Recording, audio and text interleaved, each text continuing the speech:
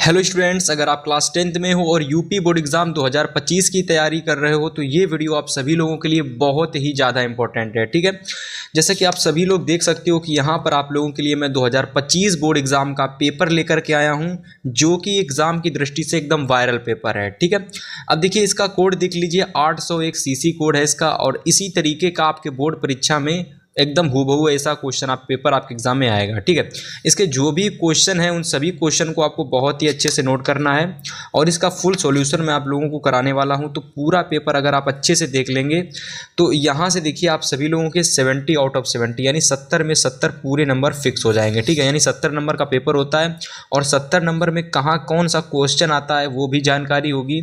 Physics में numerical कहाँ से आते हैं, कौन कौन से न्यूमेरिकल क्लास 10 में पूछे जाते हैं, उसकी भी जानकारी आप सभी लोगों को हो जाएगी। और साथ में जो बायो होती है, बायो में क्या क्या आता है वो भी आपको पता चल जाएगा। तो आज की ये वीडियो उन सभी स्टूडेंट के लिए बहुत ही ज़्यादा इंपॉर्टेंट है जो क्लास 10th में है और जानते हो कि विज्ञान बहुत ही इंपॉर्टेंट सब्जेक्ट है। तो चलिए देखते हैं कि विज्ञान के पेपर में कौन कौन से क्वेश्चन आएंगे और कौन कौन से क्वेश्चन पूछे जाते हैं। ठीक है, सभी को देखेंगे, डिस्कस करेंगे। कोड याद कर लेना आप लोग इसका कि 801 सीसी कोड है ये आप लोगों का, और विज्ञान का पेपर है जो कि 2025 बोर्ड एग्जाम के लिए है।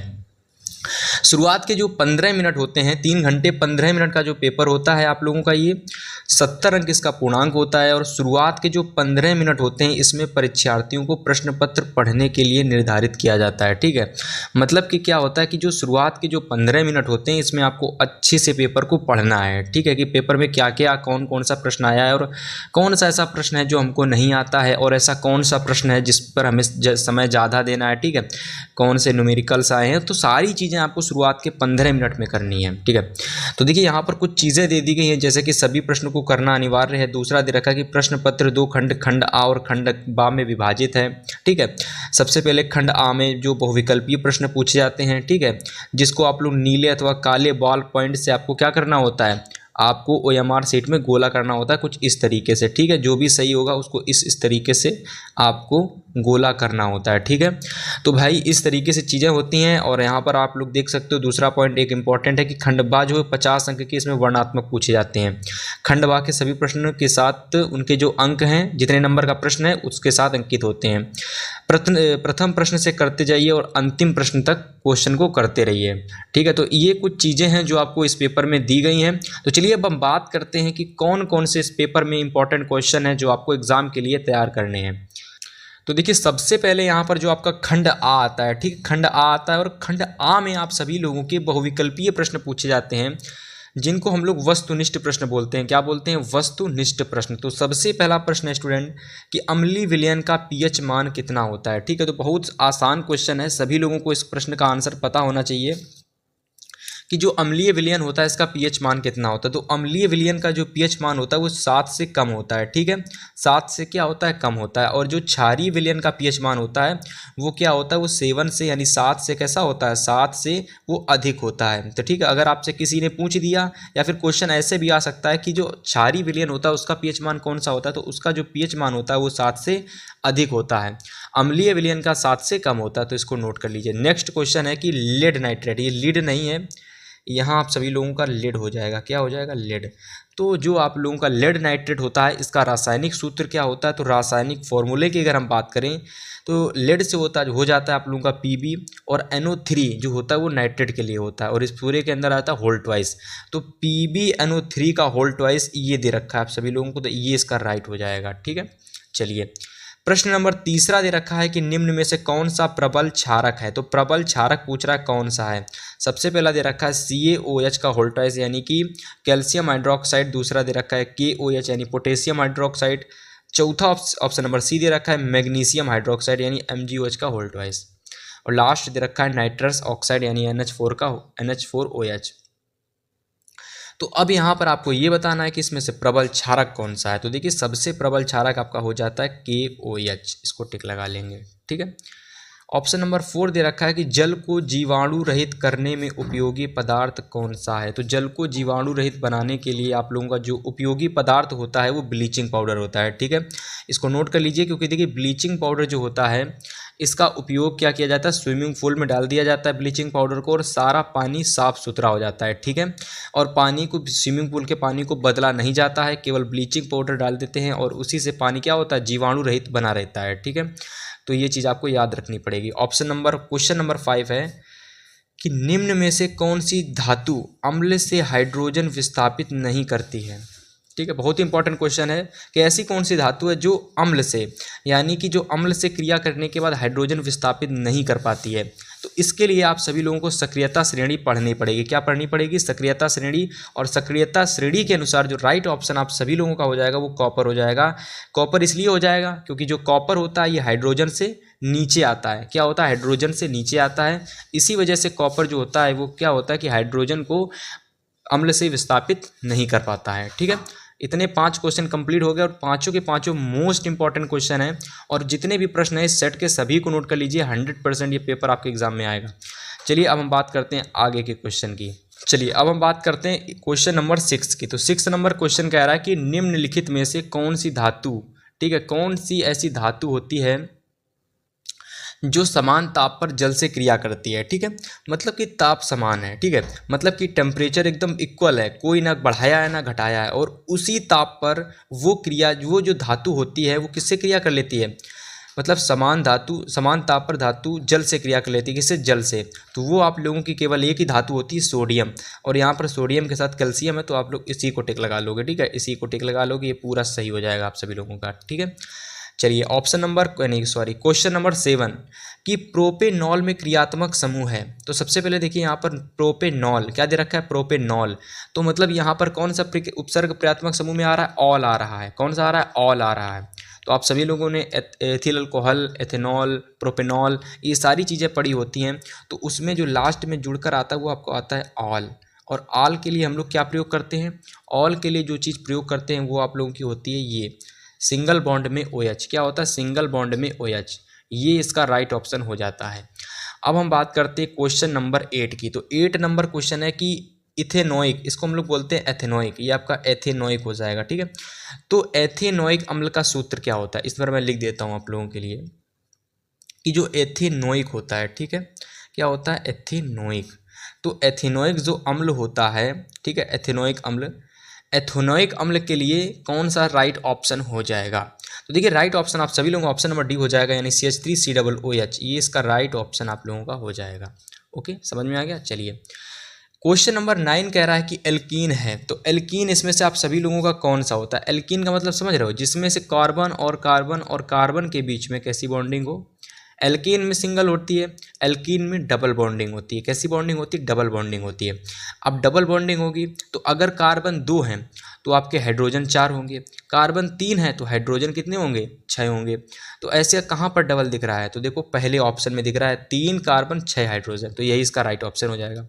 बाकी सभी आपके गलत हैं, ठीक है, आप खुद देख लो। 4 दूना के 8 होता है, 3 दूना के 6 होता है, 3 दूना के 6, तो सारे गलत ऑप्शन। राइट ऑप्शन 3 दूना के 6, यानी 3 कार्बन और 6 हाइड्रोजन, यानी जिसमें डबल हाइड्रोजन हो कार्बन के गुना में, ठीक है। तो फिर ये 9 में डालेगा, पहला ऑप्शन सही हो जाएगा।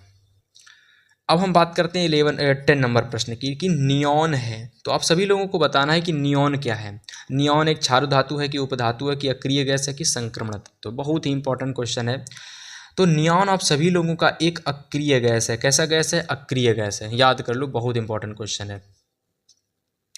क्वेश्चन नंबर 11 कि निम्नलिखित में से कौन अधिक विद्युत ऋणात्मक तत्व है। तो अधिक विद्युत ऋणात्मक तत्व होता है वो आप सभी लोगों का होता है फ्लोरीन, यानी कि यफ आप लोगों का अधिक विद्युत ऋणात्मक तत्व होता है। इस बात को याद कर लीजिए, ठीक है। अब हम बात करते हैं क्वेश्चन नंबर 12 की। 12 नंबर क्वेश्चन क्या कह रहा है, कह रहा है कि निम्न में से क्षारीय धातु कौन सी है, ठीक है। 4 ऑप्शन दे रखे हैं क्वेश्चन नंबर 11 की तरह ही, ठीक है। 11 में नियॉन, फ्लोरीन, आर्गन। अब देखिए ये जो आपका AR है, ठीक है, यहाँ पर आपका AR हो जाएगा, आर्गन, ठीक है। तो नियॉन, आर्गन, फ्लोरीन, ब्रोमीन दे रखे थे, यहाँ पर आपका सोडियम, बेरिलियम, जिंक और एल्यूमिनियम आ गया है। तो आप सभी लोगों को ये बताना है कि निम्न में से क्षारीय धातु कौन सा है, ठीक है। सोडियम है कि एल्यूमिनियम है कि बेरिलियम है कि जिंक है। तो क्षारीय धातु आप सभी लोगों का यहाँ पर सोडियम यानी कि Na हो जाएगा, ठीक है। नोट कर लीजिए इतने सारे क्वेश्चंस को, और सारे के इंपॉर्टेंट क्वेश्चन हैं जो कि यूपी बोर्ड एग्जाम 2025 में आप सभी के एग्जाम में पेपर में पूछे जाएंगे, ठीक है। चलिए आगे के प्रश्नों की बात करते हैं।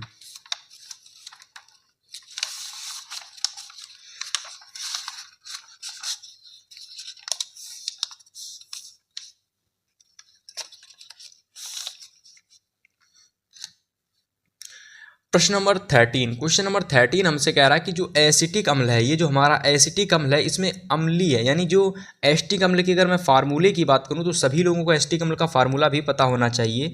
इसका फार्मूला होता है CH3, ठीक है, COOH। अभी मैंने आप लोगों को ऊपर बताया था इसका फार्मूला, ठीक है। तो ये किसका फार्मूला है, तो ये आप सभी लोगों का है एसिटिक अम्ल, यानी कि इसको हम लोग बोलते हैं एसिटिक अम्ल, और वैसे तो इसको बोल देते हैं हम लोग कभी एथेनोइक अम्ल, ठीक है। यानी इसका अगर हम बात करें रासायनिक नाम तो एसिटिक अम्ल होता है, लेकिन इसका जो अगर हम कंपाउंड में नाम निकालेंगे तो ये फिर आपका एथेनोइक अम्ल निकलता है, ठीक है। तो IUPAC नाम जिसको बोलते हैं, ठीक है। तो इसका रासायनिक नाम एसिटिक अम्ल है। तो रासायनिक नाम जो एसिटिक अम्ल है इसमें हाइड्रोजन परमाणु कितने होते हैं, तो आप खुद देख लो, 3 ये हो गए, एक ये हो गया, टोटल कितने हो गए, 4। तो 4 वाला राइट ऑप्शन आप सभी लोगों का ये राइट हो जाएगा पूरा, ठीक है। चलिए आगे क्वेश्चन नंबर 14 को देख लीजिए। निम्न में से, सॉरी निम्न नहीं, मनुष्य कह रहा है कि मनुष्य में व्रत एक तंत्र का भाग है, ठीक है, जो संबंधित होता है, ठीक है। मतलब कि आप सभी लोगों के मनुष्य जो होता है, सभी लोगों की बात कर रहे हैं, सभी के अंदर एक व्रत जैसा एक भाग होता है, ठीक है। व्रत जैसा एक भाग होता है, तो वो किस चीज से संबंधित होता है, श्वसन से संबंधित होता है कि परिवहन से संबंधित होता है कि पोषण से कि उत्सर्जन से। और यहाँ पर जिस व्रत की बात कर रहा है ये आप सभी लोगों के फेफड़े की बात कर रहा है, किसके, फेफड़े की। तो जो फेफड़े में आप सभी लोगों के देखते होंगे तो व्रत तरीके का दिखता है, ठीक है, कुछ सेम के बीच की आकार की संरचना इसकी होती है।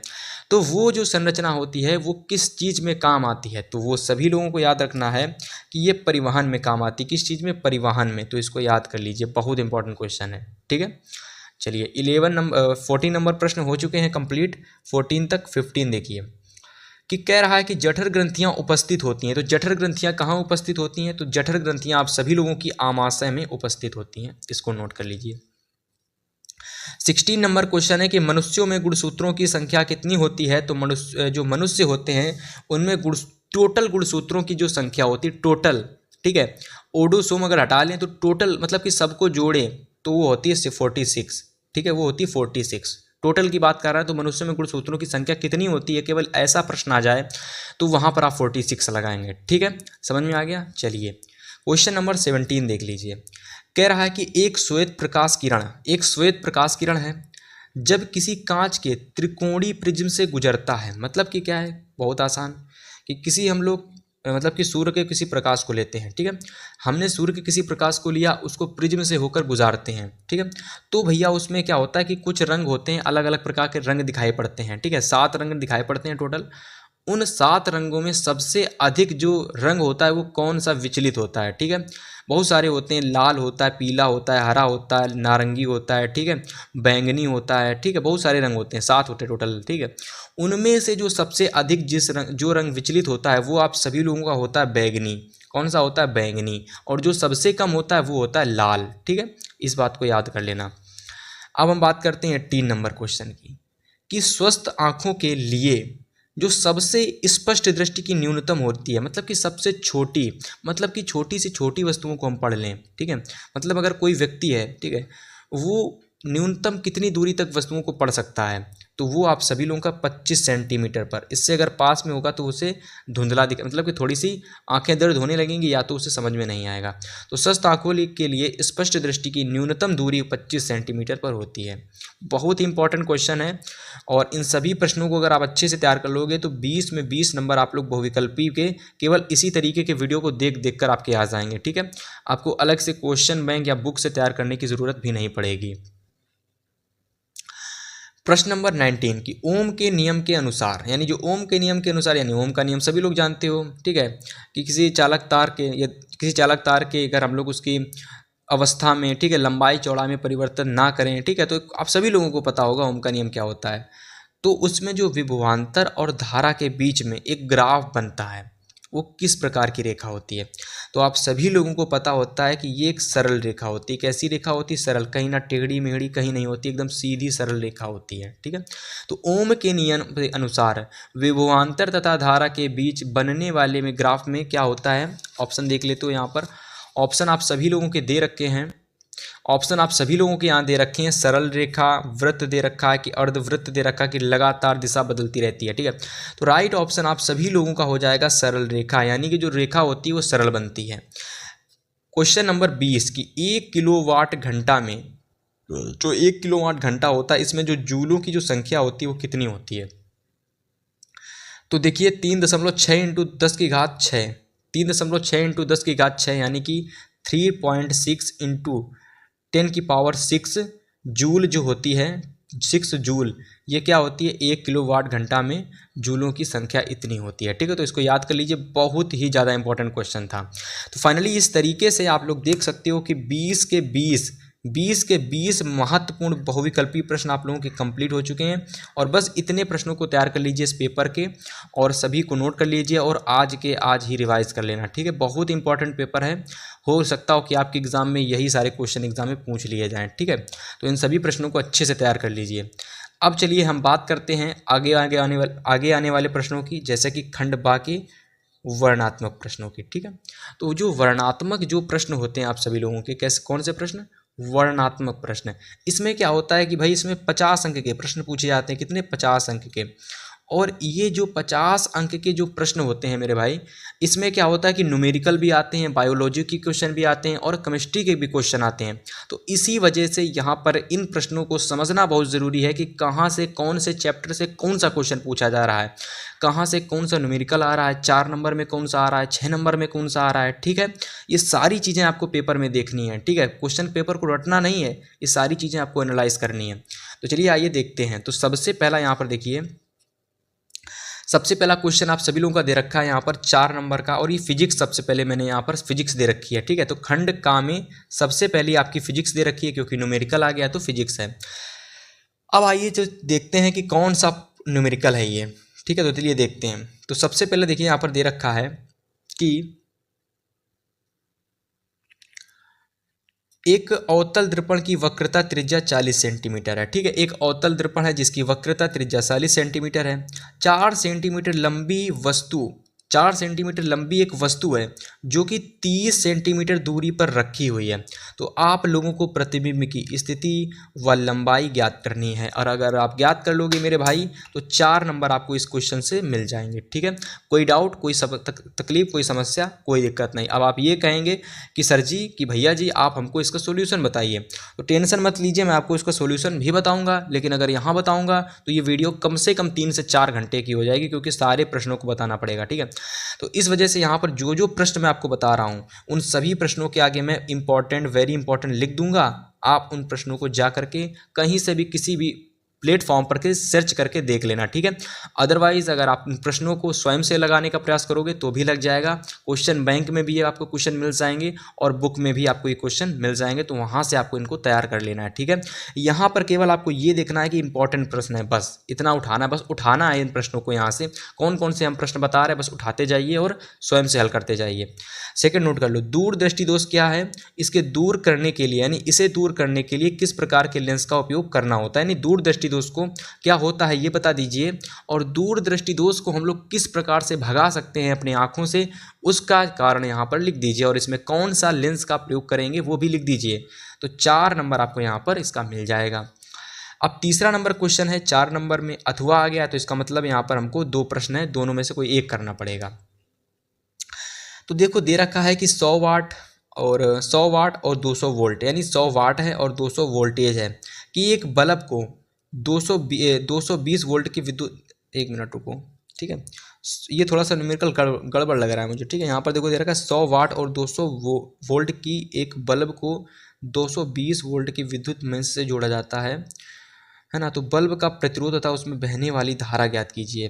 देखो यहाँ पर ऐसा हो सकता है, ठीक है, कि 100 वाट और 200 वाट, 100 वाट और 200 वाट की बल्ब को, ठीक है, 200 वोल्टेज के विद्युत मेंस से जोड़ा जाता है। 2 बल्ब हैं जिनको 200 वोल्टेज के विद्युत मेंस से जोड़ा जाता है। फिर कह रहा है कि बल्ब का प्रतिरोध तथा उसमें बहने वाली धारा की आपको गणना करनी है। ठीक है मेरे भाई, तो प्रश्न को अच्छे से पढ़ लीजिए। यहाँ पर 200 वाट होगा। ठीक है, दोनों आपके बल्ब 100 वाट और 200 वाट के हैं। अथवा में एक और क्वेश्चन आ रहा है, अगर आप ये नहीं लगाना चाहते तो इसको लगा दीजिए कि एक विद्युत मोटर की सामर्थ्य 5 अश्वशक्ति है। ठीक है, एक विद्युत मोटर है, ठीक है, जिसकी जो सामर्थ्य है, इसका जो सामर्थ्य है वो 5 अश्वशक्ति है। ठीक है, अश्वशक्ति समझ रहे हो? अश्वशक्ति मतलब कि हॉर्स पावर। ठीक है, एक हॉर्स पावर, अश्वशक्ति माने हॉर्स पावर। तो एक विद्युत मोटर की सामर्थ्य 5 अश्वशक्ति है।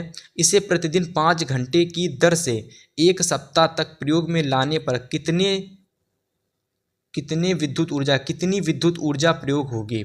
बहुत ही ज़्यादा इंपॉर्टेंट और बार बार पूछा जाने वाला न्यूमेरिकल है, इसको वेरी इंपॉर्टेंट लगा लीजिए। और जिन लोगों को ये न्यूमेरिकल नहीं आता है वो कमेंट करके बताएंगे कि जो भी स्टूडेंट कमेंट करेंगे मैं उनकी कमेंट को लाइक करूंगा, और ज़्यादा से ज़्यादा अगर कमेंट होंगे तो बहुत जल्द आप लोगों के लिए इंपॉर्टेंट न्यूमेरिकल की सीरीज़ लाई जाएगी, ठीक है, जिसमें वो इंपॉर्टेंट न्यूमेरिकल होंगे जो बोर्ड एग्जाम में केवल एकदम आ ही जाते हैं, बस हर बार आते रहते हैं।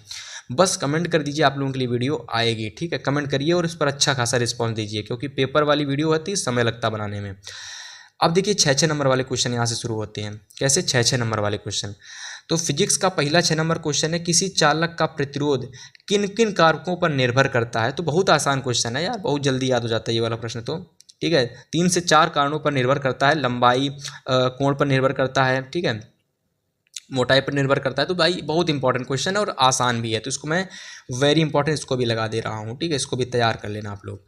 चलिए अब हम बात करते हैं, यहाँ पर शुरू हो चुका है आप सभी लोगों का उपखंड खा। क्या शुरू हो चुका है? यहाँ शुरू हो चुका है उपखंड खा, यानी बायो या तो केमिस्ट्री स्टार्ट हुई है। तो चलिए देखते हैं क्या स्टार्ट हुई है। तो यहाँ पर स्टार्ट हुई है मेरे हिसाब से तंत्रिका कोशिका की बात कर रहा है, तो जायज़ सी बात है बायो स्टार्ट हुई है। क्या स्टार्ट हुई है? बायो। तो बायो का पहला ही क्वेश्चन 4 नंबर का है, वर्णात्मक चल रहे हैं, ठीक है, बहुविकल्पी तो चल नहीं रहे हैं। तो 4 नंबर का क्वेश्चन है, कह रहा है कि तंत्रिका कोशिका के विभिन्न प्रकार समझाइए। मतलब कि तंत्रिका कोशिका में जो विभिन्न प्रकार के भाग होते हैं उनको समझाना है, तो 4 नंबर मिल जाएंगे आपको, ठीक है। चलिए आगे के प्रश्न, चलिए प्रश्न नंबर देखते हैं 6। अब देखिए यहाँ पर आपका 5 प्रश्न कंप्लीट हो चुके थे 5 तक, ठीक है। तो 6 नंबर क्वेश्चन 4 नंबर में पूछा गया, बायो का क्वेश्चन है, बहुत ही ज़्यादा वेरी वेरी इंपॉर्टेंट क्वेश्चन है, वाष्पोत्सर्जन से लिया गया क्वेश्चन है। कह रहा है कि वाष्पोत्सर्जन से आप क्या समझते हैं और इसके महत्व को समझाइए। मतलब वाष्पोत्सर्जन क्या होता है इसको बताइए और इसके महत्व को बताइए। 100% क्वेश्चन कह रहा हूँ, गारंटी ले रहा हूँ, 2025 में किसी ना किसी सेट में, यानी आपके सेट में जरूर ये क्वेश्चन मिलेगा, ठीक है। इस पेपर को अच्छे से नोट कर लीजिए और आने वाले सभी पेपर को अच्छे से नोट कर लीजिए, ठीक है। 7 नंबर क्वेश्चन कह रहा है कि पुनरुद्भवन तथा मुकुलन में विभेद कीजिए। तो कम से कम 4 अंतर लिखना, तभी 4 नंबर आपको मिलेगा, ठीक है। चलिए अब 6 नंबर में आप सभी लोगों के सामने 2 क्वेश्चन हैं, ये वाला क्वेश्चन और ये वाला। अब इन दोनों में से अगर आपको दोनों आते हैं तो आपको जो मर्जी है वो कर लेना, लेकिन अगर दोनों में से कोई एक आता है तो आपको फिर वही करना पड़ेगा। फॉर एग्जांपल हमको ये आता है, कायिक जनन किसे कहते हैं और पौधे में इस विधि से क्या लाभ है और सचित्र वर्णन कीजिए। तो आप इसको कर दोगे तो 6 नंबर आपको इसका मिल जाएगा, ठीक है। अथवा में है तो इसका मतलब ये भी अगर आपको नहीं आता तो ये कर लोगे। ये वाला क्या कह रहा है कि परिवार नियोजन की स्थायी विधियां कौन सी हैं, किन्हीं 2 पर संक्षिप्त टिप्पणी लिखिए। बहुत ही ज़्यादा इंपॉर्टेंट क्वेश्चन है कि परिवार नियोजन क्या होता है इसको बताइए और इसको किस तरीके से रोका जा सकता है। यानी परिवार नियोजन मतलब कि बहुत सारे बच्चे को पैदा करना, तो इस पर रोक किस तरीके से लगाई जा सकती है, तो उस पर आपको संक्षिप्त टिप्पणी लिखनी है, याद कर लेना। बहुत ही ज़्यादा इंपॉर्टेंट, वेरी इंपॉर्टेंट कह लो या फिर कुछ भी कह लो, बहुत ही इंपॉर्टेंट क्वेश्चन है और ये भी आपका वेरी इंपॉर्टेंट क्वेश्चन है। तो सारे इंपॉर्टेंट क्वेश्चन है, इसीलिए मैं बता रहा हूँ इस पेपर में सब कुछ आपका फंस सकता है एग्जाम में, ठीक है। चलिए अब आपकी यहाँ से स्टार्ट होती है केमिस्ट्री, ठीक है। क्या स्टार्ट होती है? तो उपखंड गा यानी कि केमिस्ट्री स्टार्ट होती है। तो केमिस्ट्री में सबसे पहला देखिए क्या प्रश्न है कि निम्नलिखित रासायनिक समीकरण को संतुलित कीजिए। 4 नंबर में 2023 में पूछा गया था, 2024 में पूछा गया था और 2025 में भी मेरे हिसाब से ये क्वेश्चन आपके एग्जाम में ज़रूर आएगा 100%, है ना, जिसमें आपको कह देगा कि निम्नलिखित रासायनिक समीकरण को संतुलित कीजिए। क्या कीजिए? निम्नलिखित रासायनिक समीकरण को संतुलित कीजिए। तो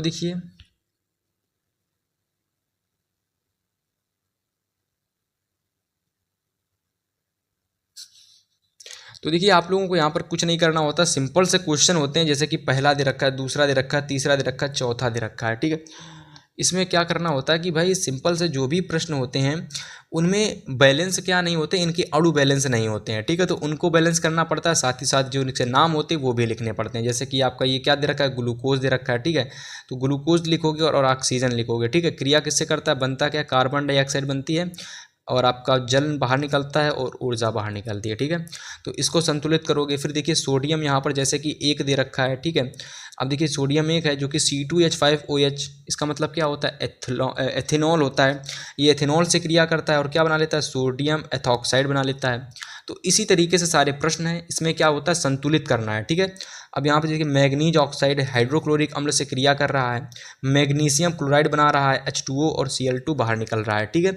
वैसे ही यहाँ कार्बन डाइऑक्साइड जल से क्रिया कर रही है, C6H12O6 यानी ग्लूकोज बन रहा है, ऑक्सीजन और जल बाहर निकल रहा है। ठीक है, चारों के चारों एक एक नंबर के हैं, कर दोगे तो 4 नंबर पूरा मिल जाएगा। ठीक है, चलिए 7 नंबर नोट कीजिए कि संतृप्त हाइड्रोकार्बन तथा असंतृप्त हाइड्रोकार्बन में अंतर बताइए और उदाहरण देकर समझाइए, तो 4 नंबर आपको मिलेगा, वरना नहीं मिलेगा। 8 नंबर देखिए कि सजातीय श्रेणी क्या है, उदाहरण देकर समझाइए, 4 नंबर इसका आपको मिलेगा। 9 नंबर क्वेश्चन है कि निम्नलिखित यौगिकों की IUPAC नाम लिखिए। अब मैं आपको एक बताता हूँ, ये वाला क्वेश्चन बहुत ही ज़्यादा वेरी इंपॉर्टेंट है और ये वाला क्वेश्चन बहुत ही ज़्यादा वेरी इंपॉर्टेंट है, तो इसको फटाक से नोट कर लो। ठीक है, दोनों के प्रश्नों को।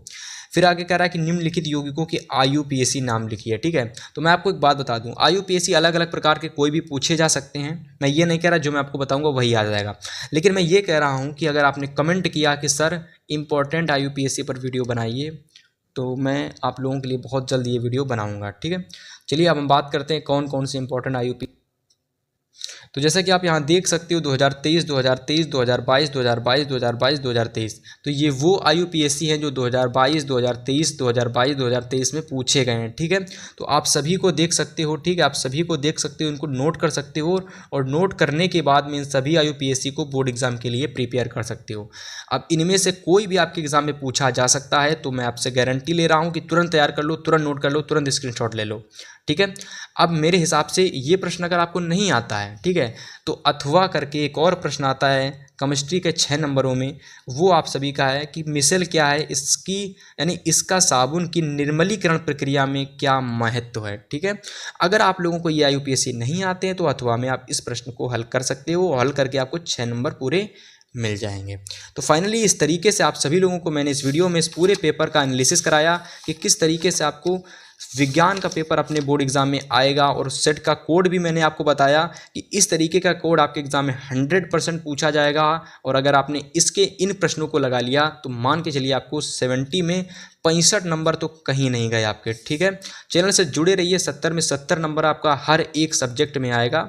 बस चैनल को सब्सक्राइब करके बेल नोटिफिकेशन को ऑन कर लेना। ठीक है, चलिए मिलेंगे आपसे नेक्स्ट वीडियो में एक और पेपर के साथ, अगले सब्जेक्ट के साथ। ठीक है, तब तक के लिए गुड बाय, गुड लक।